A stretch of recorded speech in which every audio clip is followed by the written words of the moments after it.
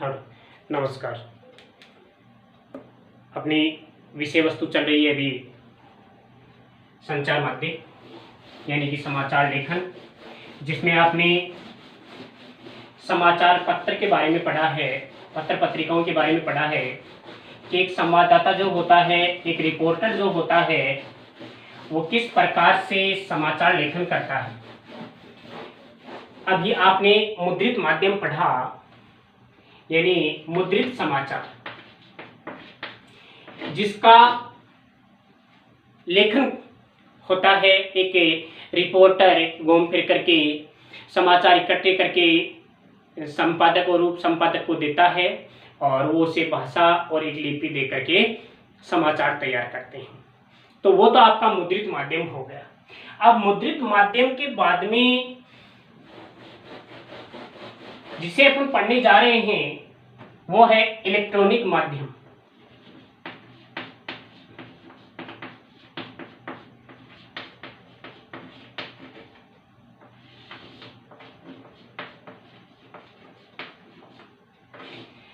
बेटा आपने कक्षा 11 में इन सब का अध्ययन किया था। आपकी कक्षा 11 में तो इनका विस्तार रूप से सिलेबस में दिया हुआ है, लेकिन यहाँ पर कुछ मुख्य बातें ही आप तक पहुंचाई जाएंगी जो अपने पाठ्यक्रम में हैं। तो सबसे पहले तो अपन ये देखें कि ये इलेक्ट्रॉनिक माध्यम होता क्या है।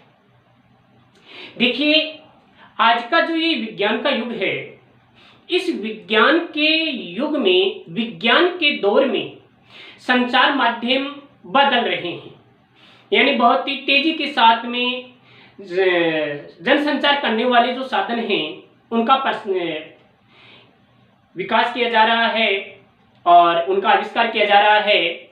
अपन 19वीं शताब्दी की बात करें तो 19वीं शताब्दी के अंत में इन माध्यमों का विकास होना शुरू हो गया था। यानी कि इलेक्ट्रॉनिक जो माध्यम है, यह माध्यम एक ऐसा माध्यम है जो विद्युत के माध्यम से इनका प्रयोग किया जाता है। और इनमें आप देखें कि इनमें दो तरीके के माध्यम प्रयुक्त होते हैं। एक तो होता है बेटा सर्वे माध्य, एक तो कौन सा होता है सर्वे माध्य, और एक होता है सर्वे दृश्य माध्य। एक कौन सा होता है सर्वे दृश्य माध्य। इस इलेक्ट्रॉनिक माध्यमों में ये दो प्रकार के माध्यम काम में लिए जाते हैं। सर्वे माध्य जानते हैं, सर्वे माध्य यानी कि संचार का वह साधन जिसके द्वारा प्रसारित किए जाने वाले समाचारों को अपन सुनते हैं। जैसे रेडियो है, क्या है रेडियो, तो ये तो सर्वे माध्य हो गया। अब इसके बाद में देखें हम सर्वे दृश्य दोनों, यानी यहां केवल ध्वनि तरंगों का प्रसारण किया जाता है। ध्वनि तरंगों के माध्यम से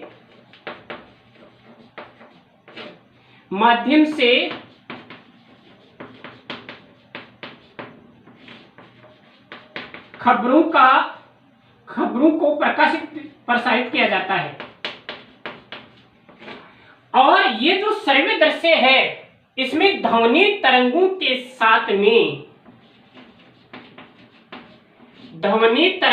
साथ विजुअल यानी दृश्य भी प्रसारित होते हैं। क्या होते हैं? दृश्य भी प्रसारित होते हैं। तो इलेक्ट्रॉनिक माध्यमों में अपन पढ़ेंगे सबसे पहले रेडियो। कौन सा माध्यम पढ़ेंगे? रेडियो माध्यम अपन पढ़ेंगे। देखिए बेटा, रेडियो के बारे में आपको पिछली क्लास में बहुत अच्छी तरह से बताया था। कक्षा 11 में आपके पास लिखवाए हुए नोट्स मिल जाएंगे, तो उनका भी आप एक बार अध्ययन करना। मैं यहाँ आपको रेडियो की सामान्य जानकारी आप तक पहुंचा रहा हूँ कि रेडियो क्या है और किस प्रकार से इसका प्रचलन धीरे धीरे बढ़ता जा रहा है। देखिएगा, यह एक ध्वनि माध्यम है, संचार का ध्वनि माध्यम है, ध्वनि माध्यम जो ध्वनि तरंगों के माध्यम से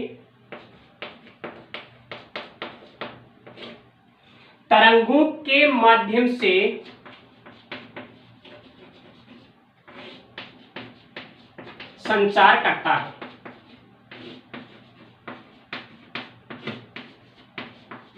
ठीक है, यानी कि यह एक ध्वनि माध्य है, यह संचार का एक श्रव्य माध्य है, संचार का श्रव्य माध्य, यानी ध्वनि तरंगों के द्वारा हमारे तक समाचार पहुंचते हैं और हम उनको सुनकर के देश दुनिया की घटनाओं के बारे में जानते हैं। अब यहाँ क्या किया जाता है, जब 19वीं शताब्दी में इसका प्रचलन बढ़ा तो इसके बढ़ते प्रभाव और तात्कालिक घटनाओं के कारण इसके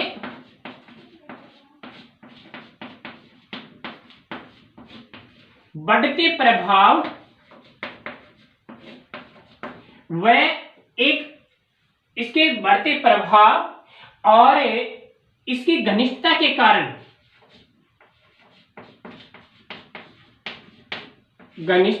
कारण गांधी जी ने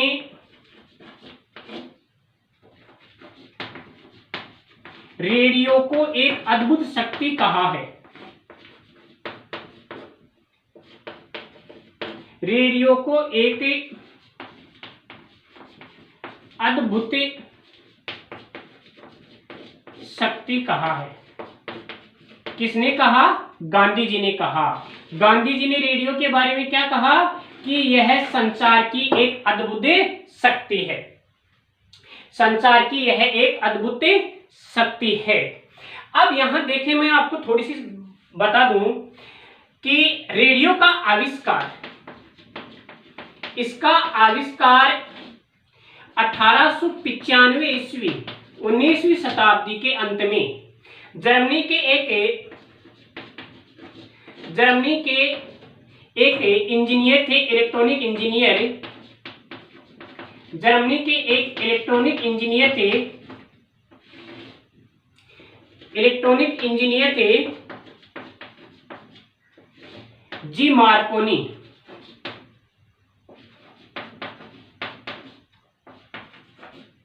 जी मार्कोनी के द्वारा 1895 ईस्वी में रेडियो का आविष्कार किया था।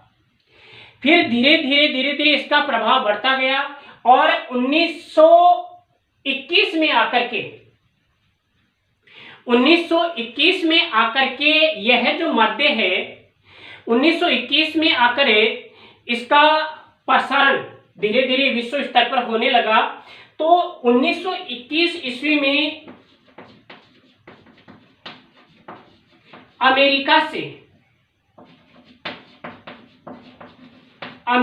से रेडियो प्रसारण शुरू किया गया।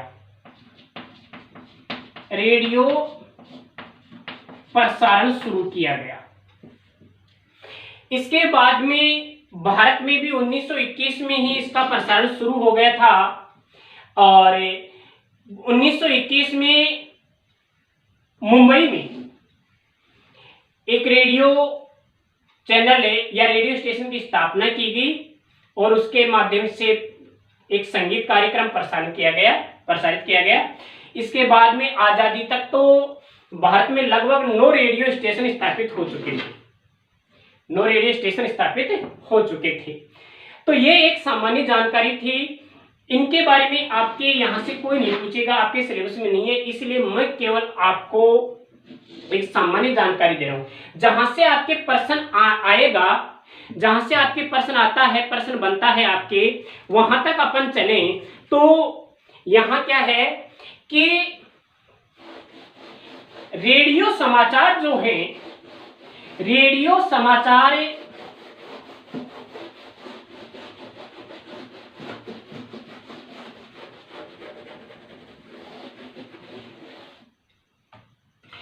जितना आप समाचार पत्रों में विस्तार से पढ़ते हैं,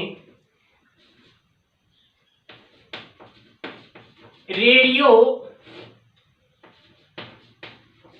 समाचार विस्तार से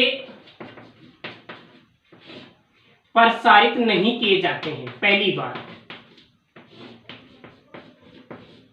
प्रसारित नहीं होते। रेडियो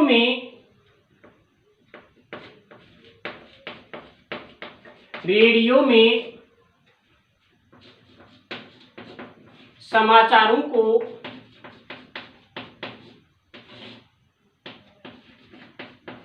केवल बुलेटिन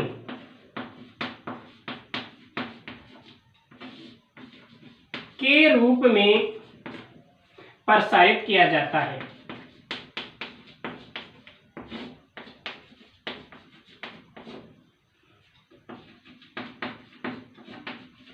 यानी जितना आप समाचार पत्रों में समाचार पढ़ते हैं, विस्तृत रूप में उनको आप पढ़ते हैं, तो विस्तृत रूप में इनका प्रसारण नहीं होकर के केवल बुलेटिन के रूप में, यानी हेडलाइन, मुख्य समाचार, केवल मुख्य घटनाओं को ही इसमें प्रसारित किया जाता है। अर्थात कम से कम समय में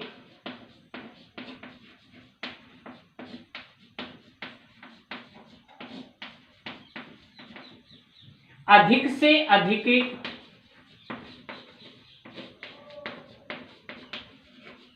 कम से कम समय में अधिक से अधिक समाचारों का प्रसारण रेडियो के माध्यम से किया जाता है।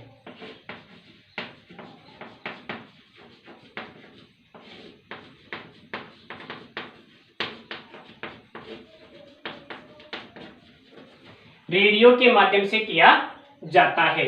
यही रेडियो समाचार की एक प्रमुख विशेषता होती है।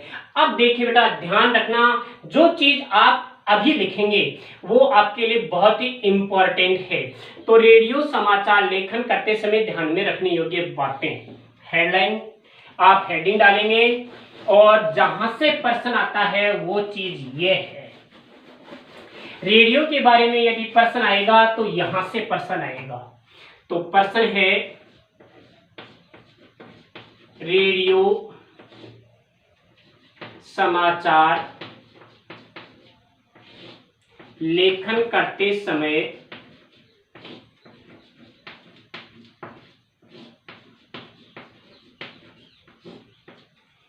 ध्यान में रखने योग्य बातें।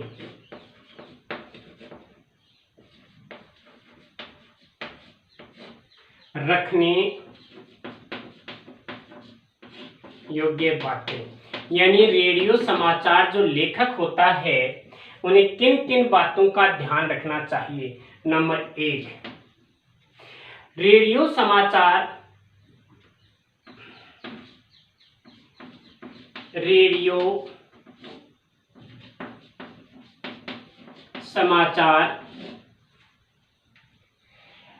लिखते व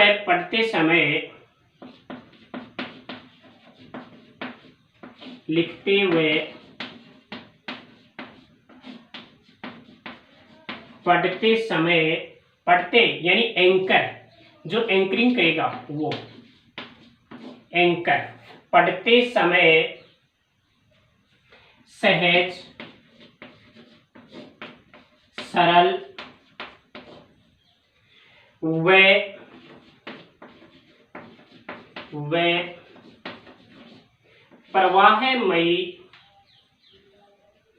प्रवाहमयी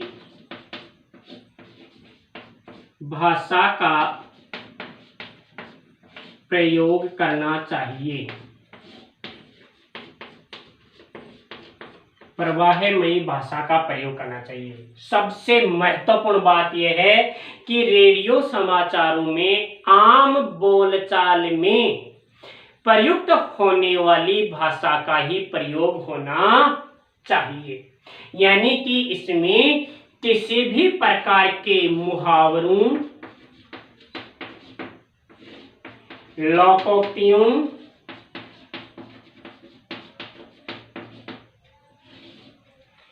व साहित्यिक शब्दों का प्रयोग नहीं होना चाहिए।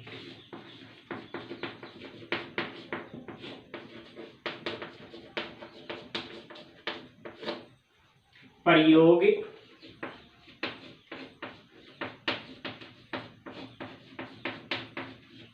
नहीं होना चाहिए। क्यों? क्योंकि यदि आप इन शब्दों का प्रयोग करोगे, मुहावरों, लोकोक्तियों और साहित्यिक, तो आम लोग यानी ग्रामीण परिवेश के जो वर्गजन हैं, जो बहुत ही कम पढ़े लिखे हैं, वो आपकी भाषा का भाव ग्रहण नहीं कर पाएंगे, उन शब्दों को ग्रहण नहीं कर पाएंगे। इसलिए उन शब्दों का कम से कम प्रयोग होना चाहिए, यानी ऐसी भाषा शैली प्रयुक्त होनी चाहिए जिसको हर व्यक्ति समझ सके, पहली बात। दूसरी, रेडियो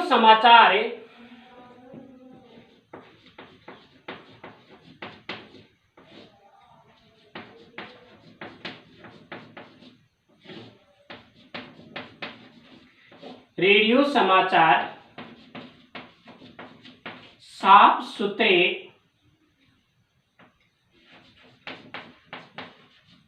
कागज पर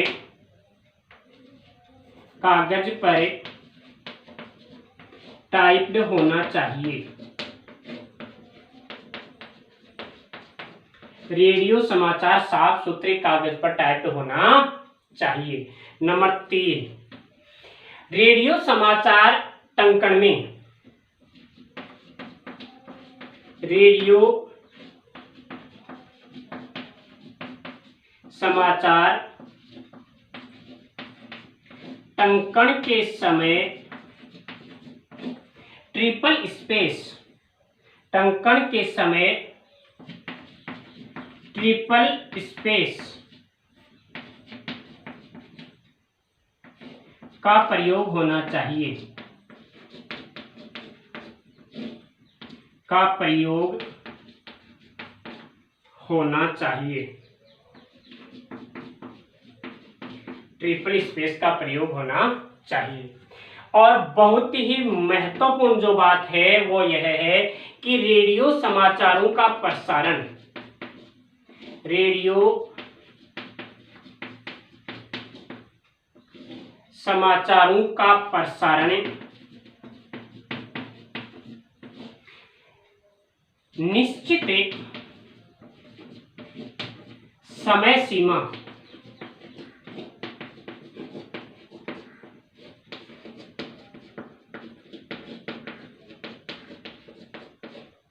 में ही होना चाहिए। रेडियो समाचारों का प्रसारण निश्चित समय सीमा में ही होना चाहिए। अर्थात अभी आप देखते हैं कि फटाफट खबरें, यानी कि 5 मिनट में 25 खबरें, ऐसा उसमें समय सीमा होती है।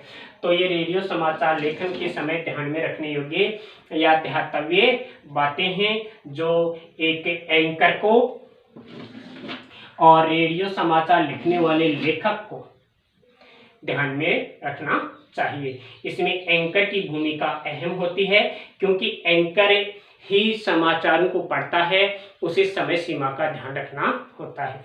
तो बेटा ये हुआ आपका इलेक्ट्रॉनिक माध्यम में रेडियो।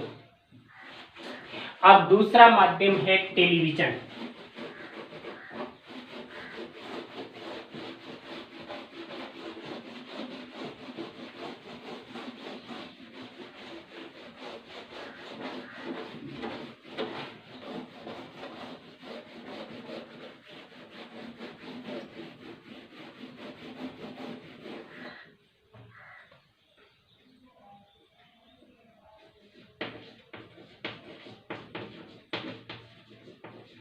टेलीविजन, देखिए बेटा, टेलीविजन संचार का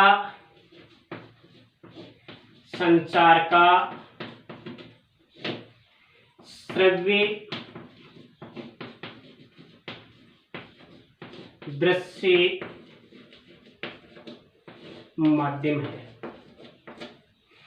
संचार का कौन सा माध्यम है?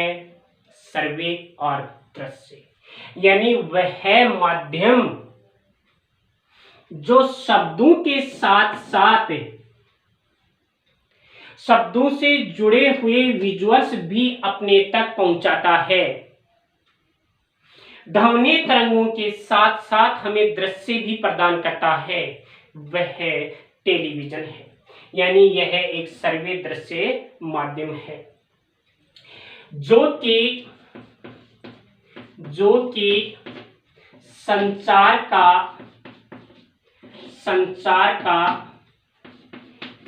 एक लोकप्रिय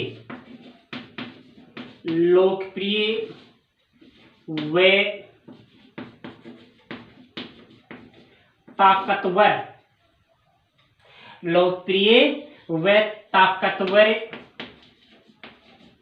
साधन है। लोकप्रिय व ताकतवर साधन है। लोकप्रिय, आज देखिए बेटा रेडियो की पब्लिसिटी बढ़ती जा रही है। क्यों? क्योंकि इसमें समाचारों की प्रामाणिकता होती है। घटना के साथ में जुड़े हुए जो दृश्य होते हैं उनका प्रसारण किया जाता है रेडियो टेलीविजन में। इसलिए किसी समाचार के साथ यदि उससे जुड़े हुए विजुअल्स, उससे जुड़े हुए चित्र, उससे जुड़े हुए दृश्य यदि आप तक पहुंच जाते हैं तो आप उनकी सत्यता पर उंगली नहीं उठा सकते। उसके लिए प्रमाण की कोई आवश्यकता नहीं होती। कहा जाता है कि प्रत्यक्ष को प्रमाण की आवश्यकता नहीं होती है। तो बेटा ऐसा ही यहां है, इसलिए इसे ताकतवर माध्यम माना जाता है।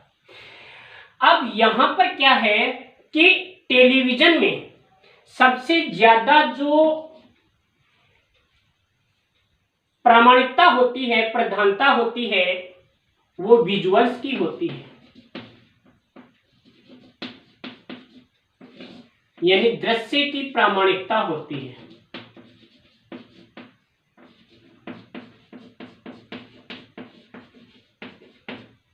किसकी प्रामाणिकता होती है? दृश्य की प्रामाणिकता होती है। दृश्यों की इसमें प्रामाणिकता मानी जाती है।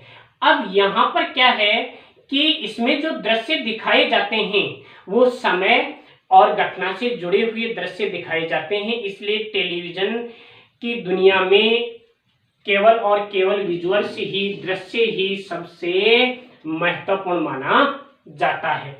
मैं आपको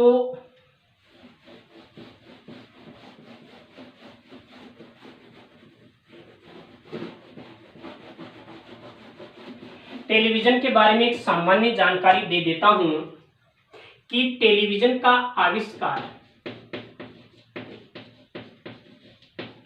इसका आविष्कार 1927 ईस्वी में J.L. Bear, John Logie bear के द्वारा किया गया था और इसका प्रसारण भी अमेरिका में ही हुआ था 1927 में ही। इसका प्रसारण भी 1927 में अमेरिका में ही हुआ था और उन दो शहरों शिकागो और अमेरिका से हुआ था जहां पर इसका सीधा प्रसारण किया गया था। भारत में भी इसका प्रसारण उसी समय हो गया था और आज यह दिन प्रतिदिन बढ़ता जा रहा है। पहले टेलीविजन को रेडियो या फिर तार संचार के डाकतार विभाग के साथ जोड़ करके प्रसारित किया जाता था। 1965 में इसे अलग किया गया और 72 में ये स्वतंत्र रूप से एक एजेंसी बन गई। तो अब अपन पढ़ेंगे कि टेलीविजन समाचारों से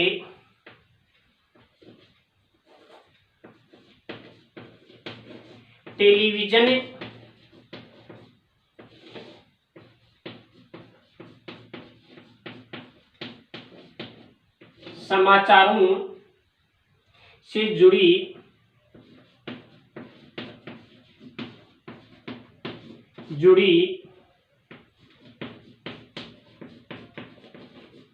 सामान्य शब्दावली।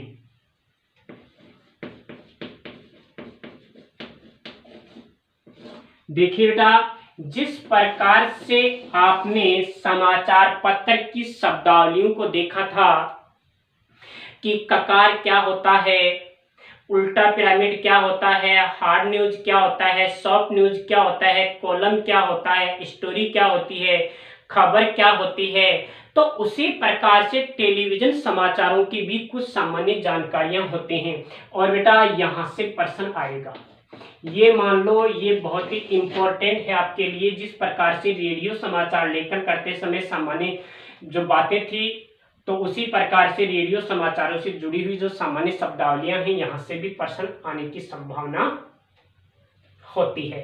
तो इसकी कुछ जानकारियां हैं, जैसे बाइट्स है, बाइट्स क्या होता है, इसके बाद विजुअल्स क्या है, विजुअल्स क्या है, इसके बाद लाइव क्या होता है, इसके बाद ब्रेकिंग न्यूज क्या होता है,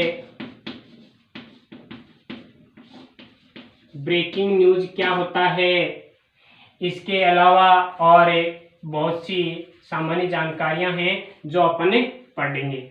तो इनका अध्ययन अपन अगली क्लास में करेंगे। तब तक के लिए आप इनको उतारें। धन्यवाद।